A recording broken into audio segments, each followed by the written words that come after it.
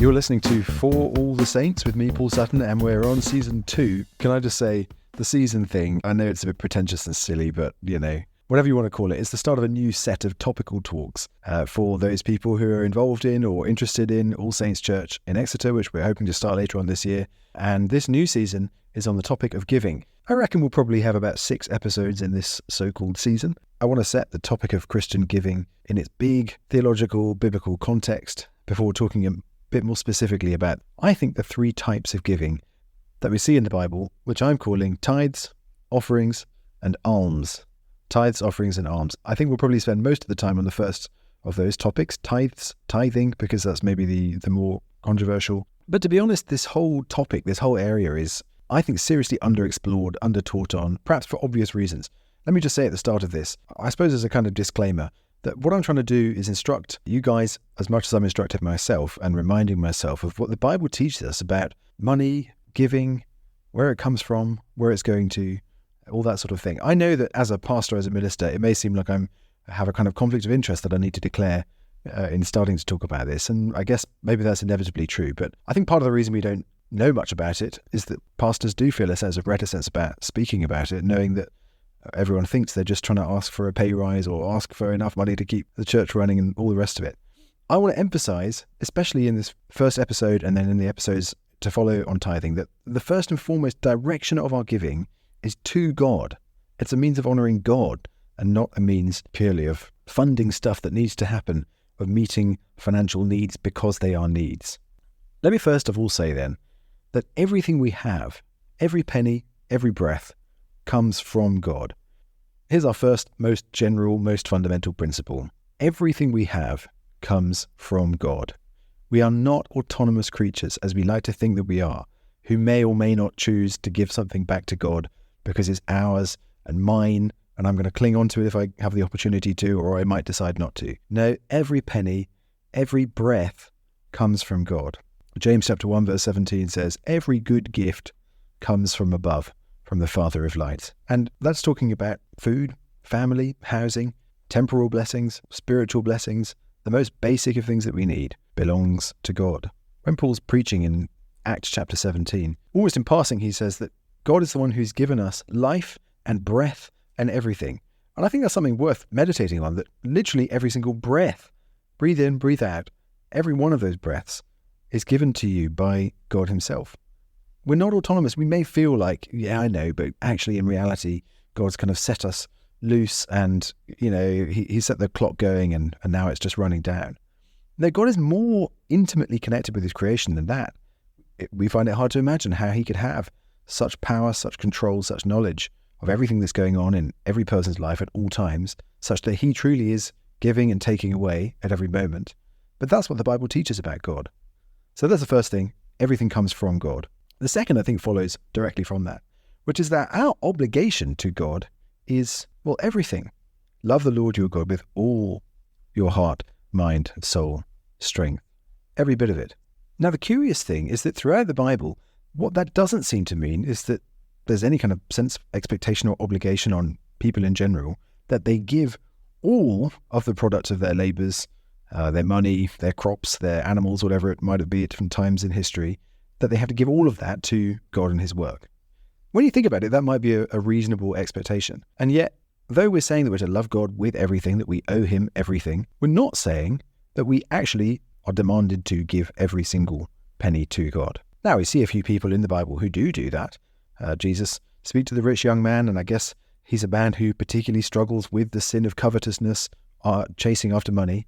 And Jesus says to him, go sell all that you have, give it to the poor and come follow me. Give it to the poor being a form of alms giving, as we'll come to that in a later episode. But apart from that, I can't really think of anywhere where it says, give everything. The widow, perhaps, who gives her last 2 copper coins is in fact giving everything, but she does that voluntarily, and perhaps that comes under the category of a free will offering. And again, we'll come to that later. So we owe God all of our life in response to the fact that he's given us all of our life. But that doesn't mean that he's asking for every penny of our money. Well, how do we hold those two things together? I think we need to understand that there's a category of general worship, if you like, and there's a category of special worship of God. In Romans chapter 12, verse 1, it says that we're to present our bodies, in view of God's mercy, to God as living sacrifices, holy and acceptable to him. And I take it that does cover all of our lives, and Romans is going to continue throughout chapter 12, 13, 14 to unpack and unfold what that means, that we owe God this general worship, the sacrifice of all of our lives. We see other few places like that in the New Testament. But we mustn't let that general worship, that we are indeed to love the Lord our God with all, and we are to obey him in everything, we mustn't let that idea that there's a general worship take away from the fact that there's also, throughout the Bible, there's a sort of narrower category, which we might call special worship of God. I think I've said this in a previous episode in a completely unrelated context, but it starts right at the beginning of the Bible in Genesis chapter 4, where Cain and Abel bring offerings to God. And you might think, well, hang on, how do they know to do that? God, it seems, had implanted in them, as is implanted in all mankind, a knowledge of his law, and therefore what it is that we are to obey God in everything. And yet they still brought to God these special offerings, and one of them was acceptable to him, and the other was not. Or think perhaps of the 10 Commandments, and how they've got these 10 comprehensive commandments. They're summarizing how we're to love God and how we're to love our neighbor. And yet within those 10 commandments, and bridging those two things in a strange way, God and neighbor, is the commandment to remember the Sabbath day and keep it holy. And that's a commandment that had a specific application in the Old Testament, Israel, under the conditions of the Old Covenant and the ceremonies of the Old Testament law.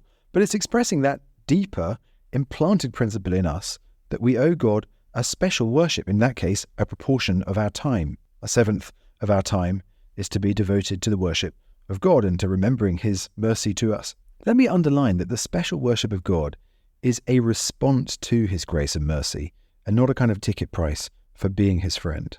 The 10 Commandments themselves show that. I am the Lord your God, who brought you out of Egypt, out of the house of slavery. You shall have no other gods before me, etc.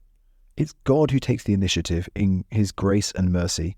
It's God who leads us to awaken from our deathly slumbers in sin and put our faith in Jesus. It's God who gives us grace to walk in the works that he's prepared for us. And among those works are the special worship of God. The Old Testament included sacrifices for sin, blood sacrifices in the place of sinners. And those sacrifices have no more place in the Christian life. But the New Testament doesn't completely remove this idea of sacrifice, not for sin, but in thanks and praise to God, from the Christian life. Now, we see in a couple of different places how not only that general worship of the whole of our lives is to be offered to God, but specifically 2 other things are to be offered to God. They are Hebrews 13, verse 15, through him let us then continually offer up a sacrifice of praise to God, that is, the fruit of lips that acknowledge his name. So that's talking about our worship, our songs. And secondly, Philippians chapter 4, verse 18, Paul describes how he has received money from the Philippians and says, I've received full payment and more. I'm well supplied, having received from Epaphroditus the gifts you sent, a fragrant offering, a sacrifice, acceptable and pleasing to God. Now, clearly that cannot be a sacrifice which is for their sin, which is in some way atoning for or making amends for or paying off their debts to God, because that's what Jesus has already done. Rather, this is a sacrifice of praise, of thanksgiving to God, and he's talking about their giving. So just to recap where we've got to so far. First, everything comes from God. Second, we ought to offer everything to God. But what that means, besides just obedience to God in every part of our lives, specifically is to offer him our praise and to offer him, and we'll come on in the next episode to talk about how it's to him, to offer him our money. Now here's the third thing. Although we're offering to God what he has given us, it's still actually to our benefit to do that. Proverbs 3 verse 9 and 10 says, Honour the Lord with your wealth and with the firstfruits of all your produce. Then your barns will be filled with plenty, and your vats will be bursting with wine. I preached at IPC Ealing a few weeks back and dealt with a whole lot of objections and qualifications to that. And let's just not forget that Jesus tells a story about a man whose barns were filled to bursting, and yet who was the opposite of Proverbs, a fool. So there's an implicit warning about the love of money in these verses. But at the same time, they're fundamentally verses which speak about how, as we honour the Lord with our wealth, he blesses us. And I think it's uncomfortable to us as evangelical Christians who, I guess, have heard many warnings about the prosperity gospel to hear this said so openly in the Bible, openly saying, if you give to the Lord, he will bless you not only spiritually but materially as well. The problem is it's not just in Proverbs chapter 3. In that verse from Philippians chapter 4, which I quoted earlier on, it immediately goes on, and my God will supply every need of yours according to his riches in glory in Christ Jesus. Now, given that he's just been talking about their financial provision for his material needs, he must be speaking about their needs in return. Paul's not the only one who speaks about this. Jesus also underlines that we are to seek first the kingdom of God. And yet these other things, our needs materially, will be added to us as well. But hang on, didn't Jesus have all kinds of warnings to give about the love of money? Well, yes, he did. But the very reason why God has given us financial giving to him as part of our special worship of him is as an antidote to the love of money. It's honouring the Lord with our wealth, not honouring ourselves, not honouring our wealth, but honouring the Lord. Finally, I think this is why God says that he loves a cheerful giver. Because a cheerful giver, one who gives gladly, one who gives freely, is one who understands this dynamic, who understands that God deserves everything we have, that he asks in terms of this special worship for only a small portion of what we have, and that even that small portion is a portion that is blessed and multiplied back to us. A cheerful giver is one who understands the abundant grace of God, that he just keeps on giving, that he's not the one who's stingy in blessing his people spiritually, materially, and yet we keep convincing ourselves that he is. That's not to say that there is no obligation to give to the Lord, and we'll come on to that in future episodes. What I want to say is that in light of our gracious God, giving is a no-brainer. The principle that we reap what we sow is built into the whole of creation. That's why Jesus says, "Give and it will be given to you. Good measure, pressed down, shaken together, running over, will be put into your lap. For with the measure you use, it will be measured back to you."